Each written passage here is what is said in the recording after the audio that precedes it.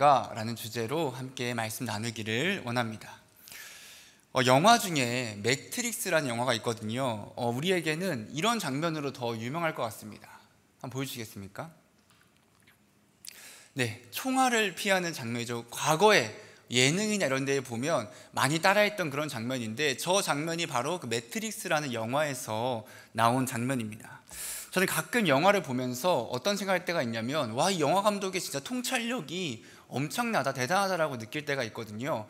그 중에 한 영화가 바로 이 매트릭스입니다. 이 영화가 언제 개봉을 했냐라고 찾아보니까 1999년에 나왔다고 합니다. 지금으로부터 20년이 더 된 시간인데, 어떻게 보면 그때 당시보다 오늘날 이 영화를 보면 우리에게도 저런 세상이 찾아올 수 있겠구나라고 하는, 그런 오히려 많은 시간이 지난 다음에 오늘날과 더 가까워지는 그런 현실의 모습을 보여주고 있을 때가 있습니다. 영화의 줄거리를 간단하게 좀 설명을 하자면, 아까 그 총알을 피했던 인물이 네오라고 하는 주인공입니다. 이 네오라고 하는 사람이 그냥 이렇게 잘 살고 평범하게 살아가고 있었거든요. 그의 직업은 해커였습니다. 해커. 그래서 그가 어느 날 잘 지내고 있는데 컴퓨터 화면에 이런 문구가 뜨는 거예요. 일어나라, 흰토끼를 찾아라 라는 문구가 떠서 저게 뭐지, 저게 뭐지 하다가 중간 내용을 다 생략하고, 그래 좀 찜찜하지만 평범하게 잘 살아가고 있었습니다. 그런데 어느 날 그 네오에게 어떤 사람들이 찾아와서 매트릭스라는 존재에 대해서 이야기를 하는 겁니다. 그러면서 어떻게 하냐면, 너가 진실을 알고 싶다면 이 빨간 약을 선택하고, 그게 아니라 그냥 이대로 살고 싶다면 파란 약을 선택하여라 라고 한 거죠. 그 네오가 고민을 하다가 그 빨간 약을, 이제 진정한 사실을 알기 위해서 빨간 약을 선택을 하게 됩니다. 그리고 어떻게 되냐면, 그가 다시금 정신을 차리게 되는데, 자기가 원래 있던 세계와는 다른 세계에서 빨개 벗겨진 몸으로, 그리고 머리도 없고 자기 온 몸에 굵은 전기선이 다 연결되어 있는 상태로 이렇게 눈을 뜨게 되었다라는 거죠. 알고 보니까 여태까지 네오가 있던 세계가 AI가 만들었던 가상 세계였던 거고, 실제로 그가 일어나니까 정말로 현실 세계를 그때서야 비로소 맞이하게 되었다라는 겁니다. 여러분, 네오라고 하는 인물에게 있어서 현실 세계란 무엇일까 하는 거죠. 현실이라는 말의 정의가 이렇습니다. 현재 사실로 존재하고 있는 일이나 상태라는 거죠. 그 네오가 가상세계에 있을 그때에는 그 가상세계가 그에게는 현실이었을 겁니다. 그의 인지하는 가운데 있어서 실제적으로 존재하는 현실이었다라는 거죠. 하지만 그가 그 가상세계에서 깨어날 그때 알고 보니까 그것은 현실이 아니라 가상세계였고, 진짜 그가 현실을 마주하게 되었다라는 겁니다. 여러분, 우리에게 있어서도 이러한 현실이라는 게 있을까 하는 겁니다. 여러분, 우리에게 있어서 현실 세계는 어딜까요? 사실 좀 이상한 말이죠. 현실, 지금 우리가 살고 있는 이곳, 지금 이 시간이 당연히 현실이지 가상세계라는 건가? 약간 좀 이상한 말을 하는 거, 약간 이상한 사람인가 싶을 수 있지만, 여러분, 그런 것은 아니고, 오늘 말씀을 통해서 정말로 우리에게 현실이란 무엇일까를 함께 나누는 시간이 되었으면 좋겠습니다. 저는 수요 예배 때마다 야고보서를 함께 계속 나누려고 합니다. 그래서 제가 야고보서를 준비하면서 이전에 수요 설교를 언제 했지라고 좀 찾아보니까 4월 30일에 했더라고요. 4개월 전에 했거든요. 당연히 저도 기억이 안 났고, 여러분 당연히 기억이 안 나시잖아요. 그렇죠? 1절부터 8절 말씀이, 제가 정말로 간결하게 말씀만 좀 이야기해드리면 이런 겁니다. 1절부터 8절 말씀은 야고보가 그 당시의 성도들에게, 그리고 우리에게 있어서, 우리에게 수많은 어려움과 고난과 시험 등이 있겠지만 그럼에도 너희는 낙심하거나 좌절하거나 하나님을 원망하지 말아라, 오히려 온전히 그 시간을 기쁘게 여기라 라고 이야기합니다. 왜 기쁘게 여겨야 하는가? 바로 그 믿음의 시련이 우리에게 인내를 만들고, 그 인내를 통해서 조금도 부족함이 없게 하신다라는 거죠.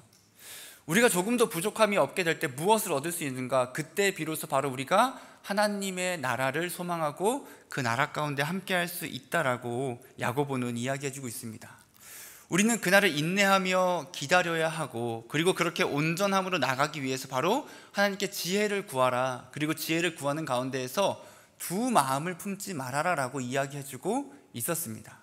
이제 그 두 마음을 품지 말 것을 이야기한 다음에 이제 9절 말씀에는 어떤 걸 이야기하냐면 9절부터 11절은 부한 자와 가난한 자, 즉 부와 가난에 대해서 이야기해주고 있거든요. 말씀을 그냥 읽으면 이 1절부터 8절과 9절부터 11절 말씀이 좀 연결이 안 되는 것처럼 보이지만 사실은 매우 자연스럽게 연결되고 있는 부분입니다. 어떻게 연결이 되냐면 이 부와 가난의 문제가 바로 두 마음을 품는 것과 연관이 되기 때문이다라는 거죠. 야고보는 돈으로 인해 두 마음을 품게 되는 것을 지적해주며 그 두 마음을 품는 것의 실제적인 모습을 이야기해주고 있는 겁니다. 여러분, 가난한 자들과 부유한 자들은 마치 매우 다른 길을 걸으며 다른 것을 추구하며 살아가는 것처럼 보입니다. 그러나 가난한 자와 부유한 자들은 사실은 동일한 것을 추구하며 살아간다라는 거죠. 가난한 자와 부유한 자 둘 다 모두 똑같은 세상에서의 부유함을 추구하며 살아갑니다. 가난한 자 입장에서는 나는 가난하고 싶어 라고 하면서 그 부유함을 포기해서 가난하게 된 것이 아니죠. 어떻게 살아가다 보니까 가난하게 살아가게 되는 겁니다. 그렇지만 그는 부유해지기를 원하죠. 부유한 자는 어떻죠? 나는 이미 충분히 가지고 있으니까 더 이상 필요가 없다라고 생각합니까?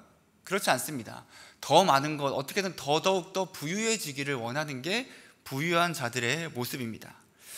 결국에 이러한 돈으로 인해서 생기는 그 두 마음이 있을 수 있다. 그 사람이 가난한 자든 그 사람이 부유한 자든 이 돈을 통해서 두 마음을 품을 수 있고, 그렇다면 어떻게 우리는 그 두 마음을 품지 않으며 살아갈 수 있는가 하는 겁니다. 야고보는 가난한 형제와 부유한 형제들에게 다른 방법을 제시해 줍니다. 다른 방법이지만 그 본질, 그 목적은, 그 중심은 동일한 말씀임을 볼 수 있습니다. 우리 9절 말씀을 한번 앞에 보고 같이 읽어보겠습니다. 낮은 형제는 자기의 높음을 자랑하고. 여기서 낮은 이라는 말은 우리가 어느 정도 이해를 하셨겠지만 이런 의미를 가지고 있습니다. 세상의 눈으로 보기에 하찮은, 천한, 상대적으로 가난한, 권력이 없는, 물질적으로 궁핍한 상태를 낮은 이라고 의미합니다. 그러니까 낮은 형제는 어떤 사람이냐면 비천한 그리스도인, 즉 가난한 그리스도인들을 의미하고 있는 겁니다. 야고보는 지금 이 야고보서라는 서신을 누구에게 전해주고 있냐면 그 당시에 흩어진 교회, 즉 흩어진 유대인 그리스도인들에게 이 서신을 쓰고 있는 거거든요. 이 흩어진 유대인 그리스도인들을 자기들이 자발적으로 멀어진 것이 아니라 여러 가지 박해나 핍박, 여러 상황을 통해서 곳곳에 흩어져서 예수 그리스도를 믿고 있는 사람들이었습니다. 이들 가운데 대부분은 어떤 사람들이었냐면 그 당시에 가난한 자들, 비천한 자들이었다라는 거죠. 이렇게 믿음은 있지만 가난한 그리스도인들 하면 우리가 어떤 생각을 하냐면 이렇게 생각합니다. 믿음은 있지만 가난한 그리스도인이라면 당연히 그 가운데에서 인내하며 행복한 삶을 살았을 거라는 거죠. 왜냐하면 믿음이 있으니까 이라고 생각할 겁니다. 여러분, 물론 그러한 성도들도 있었지만 우리로 조금 같이 동일하게 생각해 보자면 오늘날 우리에게 있어서 믿음이 있음에도 너무나도 경제적으로 어려운 상황 가운데 있을 때 우리의 마음은 어떠하냐라고 하는 겁니다. 충분히 견디기 쉽습니까? 아니면 너무너무 행복한 삶을 살아갑니까? 수많은 가난한 그리스도인들이 부자들을 보면서 상대적으로 경제적 박탈감을 느낄 때가 참 많이 있죠. 그리고 부유한 자들의 그 부를 동경하며 그 부유함을 부러워합니다. 더 나아가서 가난하다고 해서 또 다른 가난한 사람들을 무조건 도와주는가? 또 그렇지도 않습니다. 내가 가난하다는 이유로 돕지 못할 때도 있고, 아니면 나보다 더 가난한 사람들을 오히려 차별 대우하는 모습도 오늘날 우리의 가운데 충분히 있다라는 거죠. 이 당시의 그리스도인들도 같은 마음과 같은 모습이 있었다는 겁니다. 믿음이 있음에도 불구하고 그들이 가난함을 통해서 그 부유한 자들을 부러워하고 동경하고 그렇게 되고 싶어하는 마음들이 있으며 결국은 그 부유함이라는 헛된 자랑에 빠져 살아갔다라는 거죠. 야고보는 이러한 비천한 형제들에게 이렇게 얘기합니다. 자기의 높음을 자랑하라. 높음을. 내가 비천하다고 생각하는 사람들, 그리고 실제로 너무나도 가난한 사람들에게 너에게 있는 그 높음을 자랑하라고 이야기합니다. 여기서 높음은 무엇이냐면 바로 하나님의 자녀로서의 그 신분이 변화되었음을 이야기해주고 있는 겁니다. 여러분, 가난한 자들이 자랑할 게 물론 있겠지만 물질적으로 보면 자랑할 게 참 없겠죠. 어떻게 보면 야고보의 그 이야기가 이해가 안 될 수도 있지만 이것이 물질이 아니라 그 신분의 변화로 이해하시면 됩니다. 여러분, 이런 겁니다. 자랑할 것이 세상 사람들이 보기엔 전혀 없는 사람이지만 비천해 보일지라도 예수님께서 그를 높여주셨고 예수 안에 있는 그는 세상의 그 어떤 사람보다도 존귀하고 높은 존재다라는 거죠. 여러분, 그의 신분은 더 이상 죄의 종이 아닙니다. 이제 그의 신분은, 이제 우리의 신분은 하나님의 자녀라는 신분으로 변화되었다라는 거죠. 우리가 이 세상에서 여러분 자랑해야 할 것은 무엇입니까? 우리는 무엇을 드러내고 무엇을 높이며 살아가야 하는가? 내가 예수님을 믿는 것, 내가 예수 그리스도께 구원받았음을 자랑하고 우리는 그것을 높이며 살아가야 한다라는 겁니다. 여러분, 예수님을 믿는다는 것을 우리가 당당하지 못할 때가 있죠. 하지만 그럴 필요가 없다는 겁니다. 왜냐하면 그 신분이 세상 그 무엇보다 그 누구보다 높고 귀하기 때문입니다. 세상에서 어떠한 부유함으로도 그 신분과 그 하나님의 나라는 소유할 수가 없습니다. 성경은 천국의 귀중함을 이야기해 줄 때가 있죠. 마태복음 13장 44절에서 이렇게 이야기합니다. 천국은 마치 밭에 감추인 보화와 같으니 사람이 이를 발견한 후 숨겨두고 기뻐하며 돌아가서 자기의 소유를 다 팔아서 그 밭을 사느니라. 여러분, 천국이 얼마나 소중하고 귀중하고 귀하냐면 그걸 발견하면 내가 가지고 있는 모든 것을 다 팔아서라도 얻으려고 하는 그 정도로 천국이 비교할 수 없이 귀하다라고 이야기해 줍니다. 여러분, 이런 찬양도 있죠. 제가 멜로디를 잘 안 붙이는데 그냥 가사로 하겠습니다. 돈으로도 못 가요. 어디죠? 하나님 나라. 또 뭘로 못 가죠? 힘으로도 못 가요. 하나님 나라. 그 다음에 벼슬로도 못 가요. 하나님 나라. 지식으로도 못 가요. 하나님 나라라고 이야기합니다. 뭐로 갈 수 있다 하죠? 첫 번째는 두 개가 다 나와서 거듭나면 가는 나라, 하나님 나라, 믿음으로 가는 나라, 하나님 나라라고 고백합니다. 여러분, 되게 옛날 찬양이잖아요. 이렇게 말해도 되나요? 옛날 찬양인데 저는 가끔 이렇게 오래된 찬양을 보면 사실 요즘 찬양보다 더 성경적이고 너무 은혜가 될 때가 있거든요. 여러분, 그렇습니다. 돈으로는 못 갑니다. 수많은 물질이 있어도 아무리 부유해도 세상에서 칭송받고 세계 1위의 부호라고 할지라도 거듭나지 않으면, 믿음이 없으면 하나님 나라에는 가지 못합니다. 우리도 마찬가지였습니다. 우리는 원래 하나님 나라에 갈 수 없는 죄의 종이고 죄인이며 사망으로 걸어가는 죽어야 하는 자들이었다는 거죠. 그런데 하나님께서 선택해 주시고 그분께서 우리의 죄를 용서해 주시며 우리를 구원해 주셔서 우리가 더 이상 죄의 종, 죄의 노예가 아니라 하나님께 입양된 하나님의 자녀가 되었다라는 겁니다. 여러분, 이것보다 귀한 것은 세상 그 무엇보다도 없다라는 겁니다. 우리가 이 땅에서 경제적인 상황이 어떠하든 그건 상관없다는 거예요. 그 너머의 것을 바라봐야 한다는 겁니다. 그 너머에 하나님의 나라에 함께할 수 있는 그 시간을, 그리고 나의 신분의 변화를 바라보아야 한다라는 거죠.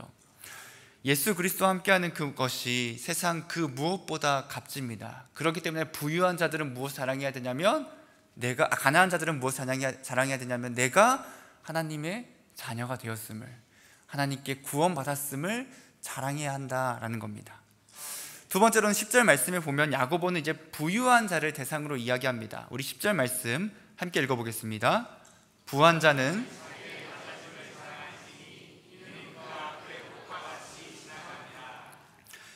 여기서 부유한 자는 그냥 부유한 믿음 없는 사람이 아니라 부유한 그리스도인들을 함께 의미하고 있는 겁니다. 흩어진 그리스도인 중에서는 대부분이 가난했지만 그럼에도 그 중에 부유한 자도 당연히 있었습니다. 그리고 그 부유하면서 자신의 부유함을 자랑하는 그리스도인들이 있었다라는 거죠. 물질적으로 부유한 자가 그 부유함을 자랑하기 시작한다면 그 사람은 바로 헛된 자랑을 하는 것이며 두 마음을 품으며 살아가는 것이다 라는 겁니다. 자신의 세상적인 성공이나 부유함을 의지하고 자랑하려고 하는 성도들은 지금 잘못된 자랑을 하며 살아가고 있는 겁니다. 하지만 그럼에도 불구하고 우리는 어떻죠? 부유해지기를 원합니다. 부유해지기를. 그럼 부자가 될 기회가 있는데 거절할 분들 계십니까? 내가 부자가 될 기회를 주겠다, 무조건 부유해질 수 있다라고 하면 나는 부유해지지 않겠다, 나는 언제나 그 청빈한 삶을 살겠다라고 하는 성도들은 많기를 원하지만 저를 포함해서 사실은 그렇게 그 유혹을 뿌리치지는 못할 것 같습니다. 여러분, 그럼에도 불구하고 그 부유함이 우리의 진정한 소망이 될 수 있을까 하는 겁니다. 제가 종종 이야기하는 말씀인데, 하나님께서 우리의 영혼을 거두신다면 진짜 우리가 지금 가지고 있는 그 모든 게 다 무슨 소용이 있을까 하는 겁니다. 누가복음 12장 16절부터 21절 말씀에 이렇게 이야기합니다. 우리 한번 같이 읽어볼까요? 또 비유로 그들에게 말하여 이르시되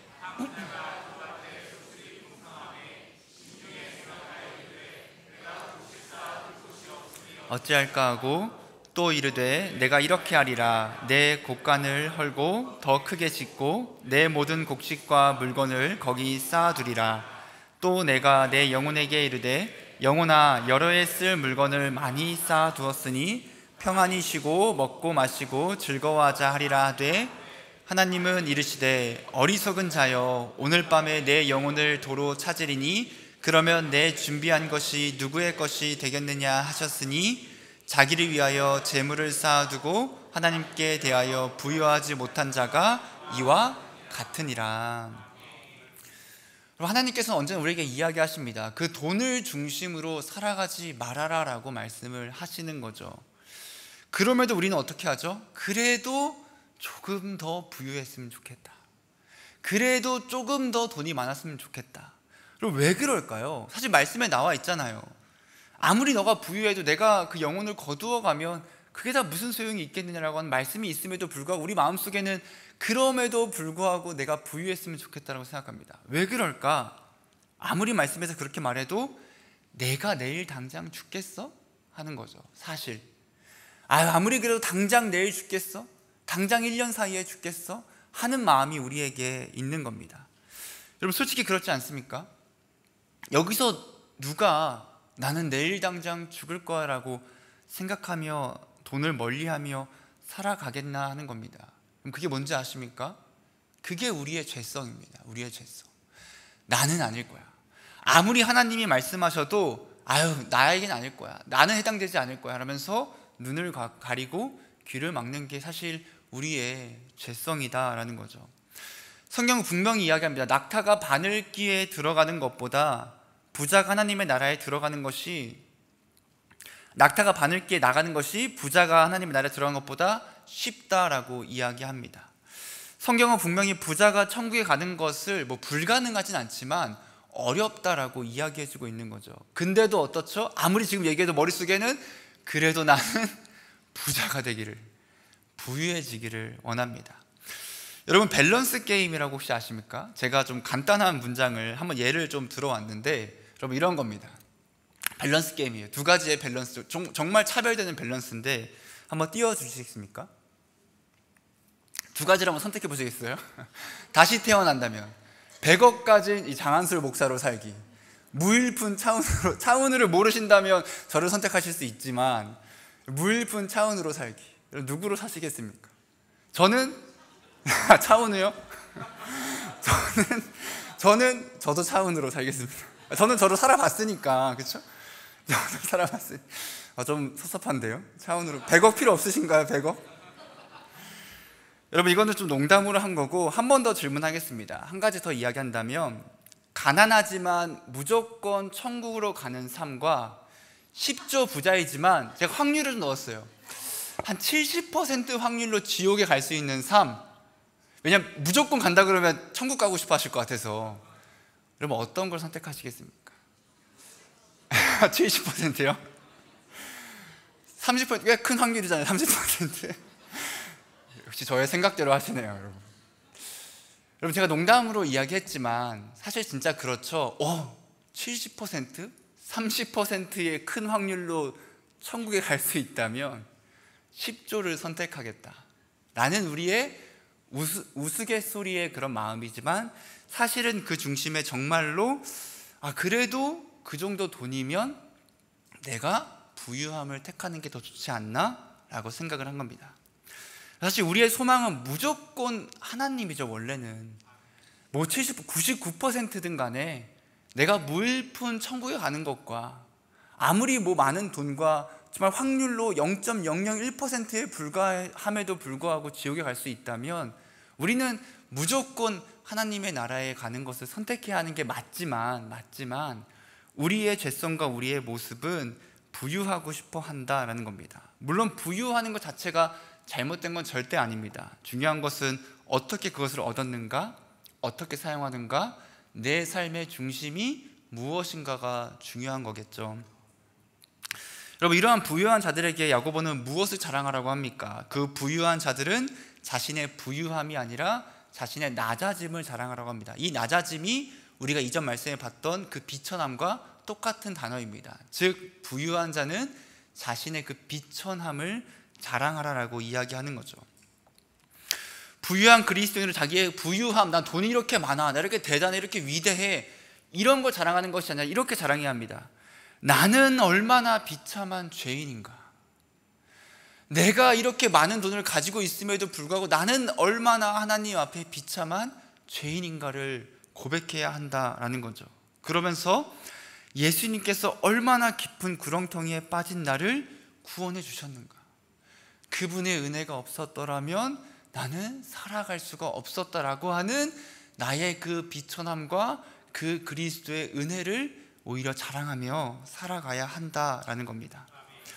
왜 그러냐면 그 모든 것이 다 풀의 꽃과 같이 다 지나가기 때문이다라는 거죠. 그럼 우리 교회에도 부유한 성도들이 있죠. 이렇게 말하면 어떻게 생각하시는지 아십니까? 맞아, 부유한 사람 있지. 나는 아니고 부유한 그 사람들 있지. 뭐 이러면 부유함을 어떻게 정의할 수 없지만 좀 세상적인 기준으로 보자면 한 중산층 정도를 부유하다고 생각해 볼까요? 그럼 또 이렇게 생각하죠. 나는 중산층은 아니니까. 제가 정확히 말씀드리겠습니다. 여러분, 중산층은 이럽니다. 중위소득 75%에서 200% 사이, 우리나라의 1인 가구 기준으로 월 222만 원이 중위소득이거든요. 그러니까 중산층은 1인 가구 기준 167만 원에서 444만 원 사이 중산층이십니다. 지금 깜짝 놀라셨죠? 내가? 내가 중산층이었다고? 중산층이라고 합니다.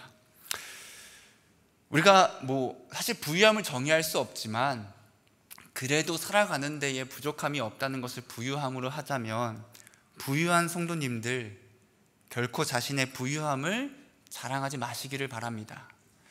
부의 허망함을 깨닫고 도리어 예수님만 자랑하는 삶을 살아가기를 원합니다. 마지막 11절에서는 그 부의 허망함을 전해주고 있습니다. 우리 11절 말씀 한번 같이 읽어보겠습니다. 해가 돋고 뜨거운 바람이 불어 풀을 말리면 꽃이 떨어져 그 모양의 아름다움이 없어지나니 부한 자도 그 행하는 일에 이와 같이 쇠잔하리라. 우리가 자랑하고 의지하는 그 물질적인 부유함은 정말 덧없이 사라지고 부질없고 허망한 것임을 하나님은 우리에게 말씀해 주고 계십니다. 풀과 꽃은 매우 아름답고 화려하죠. 마치 그 아름다움이 영원히 지속될 것만 같습니다. 그런데 뜨거운 태양이 내리쬐면 그 풀과 꽃은 얼마 지나지 않아 시들어 버리게 됩니다. 그 아름다움은 영원하지 않다라는 거죠. 부유함을 쫓는 자의 삶과 그 부유함을 자랑하는 자의 삶도 이와 동일하다라는 겁니다. 돈은 이 세상에 정말 아름다워 보입니다. 정말 탐스러워 보이고 그것만 있으면 뭐든지 할 수 있을 것만 같고, 실제로 이 땅에서, 이 세상에서 돈으로 안 되는 게 많이 없을 정도로 그 돈은 우리에게 많은 것을 주고, 우린 그렇기 때문에 돈이 있어야지만 안전하고 평안하고 완전한 것처럼 살아갑니다. 하지만 결국 돈도 우리를 채워줄 수 없고 우리를 완전하게 해줄 수 없다라는 거죠. 처음에도 이야기했지만 하나님의 손길 한 번이면 그 부유함은 순식간에 사라지게 됩니다. 하나님께서 영혼을 거두시면 여러분이 1조를 갖고 있던 10조를 갖고 있던 차은우와 같은 멋있는 얼굴이 있든, 하나님이 그 생명을 걷어가시면 그 모든 것은 부질없고 덧없을 뿐이다 라는 거죠. 부유함을 자랑하고 부유함을 쫓는 것은 헛된 자랑일 뿐입니다. 부유함은 우리에게 절대로 그 영원한 생명, 영원한 기쁨을 줄 수 없습니다.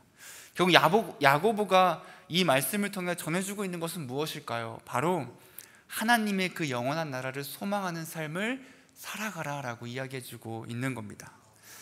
여러분, 이 땅에 소망을 두고 이 땅에서 높아지기를 추구하는 것이 아니라 우리를 구원하신 그 예수 그리스도를 바라보며 그분과 함께할 그 나라, 그 시간, 그때를 소망하며 살아가라라고 이야기해주고 있는 겁니다. 여러분, 예전에 선교를 갔을 때 선교사님과 이렇게 깊이 대화를 한 적이 있습니다. 그때 선교사님과 여러 대화를 하다가 무슨 얘기를 하면서 선교사님한테 그런 얘기를 했습니다. 제가 현실적으로 좀 어려움이 있다라는 이야기를 했거든요. 그때 선교사님이 이런 질문을 하셨어요. 무엇이 현실인데? 라는 거죠. 저에게 무엇이 현실인데? 좀 이해가 안 됐어요. 무엇이 현실? 지금이 현실이지. 지금 내가 사는 곳이 현실이지라고 생각을 했는데 그때 이렇게 말씀을 하셨습니다. 우리에게 이 땅은 무엇이냐? 우리가 진짜 가야 할 곳은 어디냐? 하나님 나라다라는 거죠. 이것은 우리가 잠깐 머무는 곳이고 우리는 이곳에 있는 나그네일 뿐이다. 우리가 영원히 살아야 할 곳은, 여기서 100년을 살아도 우리가 영원히 살아야 할 곳은 하나님의 나라다. 너에게 있어서 무엇이 현실이냐라고 저에게 질문하셨습니다.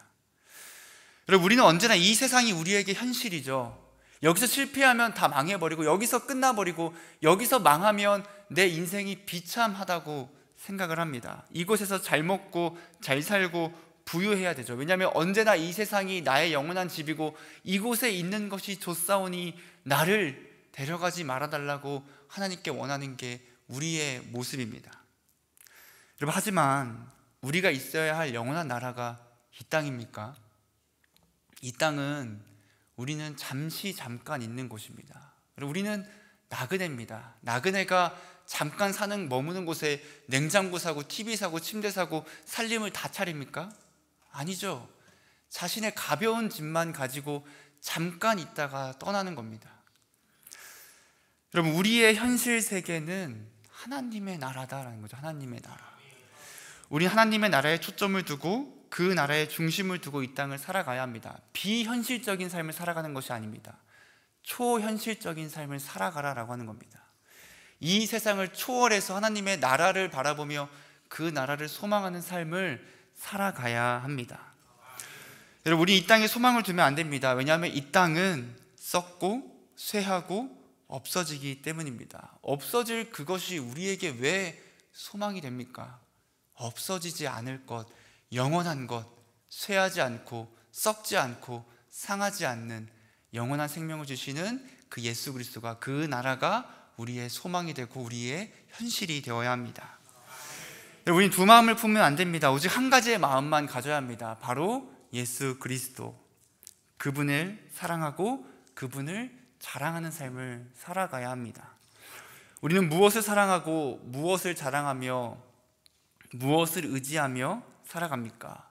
우리는 내가 하나님의 자녀 되었음을, 그 높은 신분을 자랑하며 살아가야 하고, 또한 어떻게 내가 구원받을 수 있을까? 이 죄인을 구원해 주신 그 예수 그리스도의 은혜만을 자랑하고 그것에 감사하며 그분을 의지하는 삶을 살아가야 할 겁니다. 이 땅을 소망으로 삼고 살아가는 것이 아니라 우리의 그 영원한 나라인 그 하나님의 나라를 바라보며 그 땅을 소망하며 오늘 하루도 주님과 동행하는 삶을 살아가는 우리 모두가 되기를 주님의 이름으로 소망합니다.